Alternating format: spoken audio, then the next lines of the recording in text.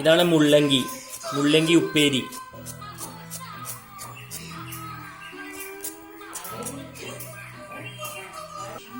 ഇതിന്റെ പുറത്തുള്ള ചളിയും അതൊക്കെ കളഞ്ഞു. ഇതിന്റെ പുറത്തുള്ള ചളിയൊക്കെ കളഞ്ഞത് ചിരണ്ടി കളഞ്ഞു. അതിനെ ഇങ്ങനെ അരിയാണ്.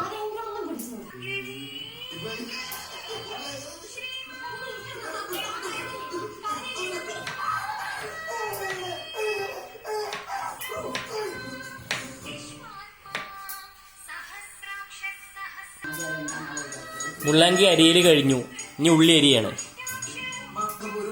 ഉള്ളി അരിഞ്ഞു. ഈ കാണുന്നത് ഉള്ളി അരിഞ്ഞതാണ്. ഉള്ളി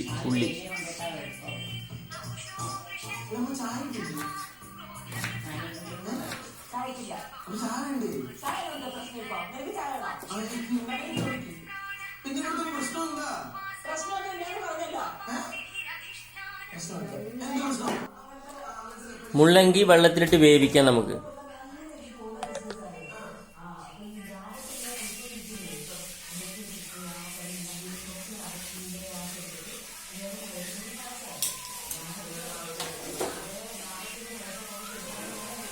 മുള്ളങ്കി ഉള്ളി ഇടുന്നുണ്ട് കേട്ടോ, ഉള്ളി ഇടുന്നുണ്ട്.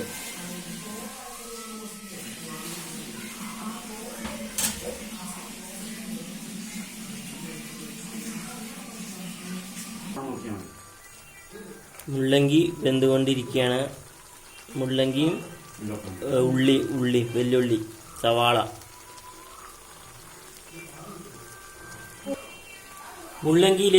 മുള്ളമ്പി ഉപ്പേരിയിലേക്ക് ലേശം മുളക് പൊടി. ഉപ്പിട്ടതാണ്, ഉപ്പിടേണ്ട ആവശ്യമില്ല. ഇതിപ്പോൾ ആയി കിട്ടും. വാച്ച് ചെയ്യൂ. ഇതിന്റെ കളർ മാറിക്കൊണ്ടിരിക്കുന്നുണ്ട്, നിങ്ങൾ ശ്രദ്ധിച്ചു. ചുവന്ന കളറായി വരുന്നുണ്ട്. ഇതിലേക്ക് ലേശം എണ്ണ ഒഴിക്കുകയാണ്. എണ്ണ മൂപ്പിച്ചിട്ടെടുക്കാനാണ്. എണ്ണ ഒഴിച്ചു.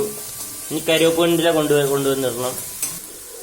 മുള്ളങ്കി ഉപ്പേരിയിലേക്ക് കറിവേപ്പില ഇടുകയാണ്. കറിവേപ്പില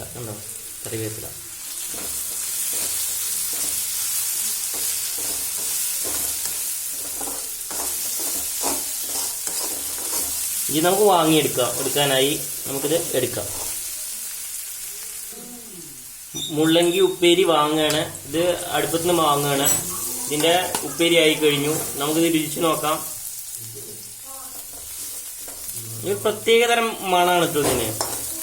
വെന്ത് കഴിഞ്ഞാൽ പ്രത്യേകതരം മണമാണ്. ഇത് ശകലേ ഉണ്ടാക്കിയിട്ടുള്ളൂ. തൽക്കാലത്തിന് രണ്ടാൾക്കുള്ള ഭക്ഷണമാണ്. രുചിച്ച് നോക്കാന്ന് മാത്രം. നല്ല രുചിയായിരിക്കും. ഇത് നമുക്ക് രുചിച്ച് നോക്കാം. നമുക്ക് ഇതിന്റെ റിസൾട്ട് പറയാം. ഇങ്ങനെ കഴിച്ചു നോക്കിയിട്ട് പറയാം.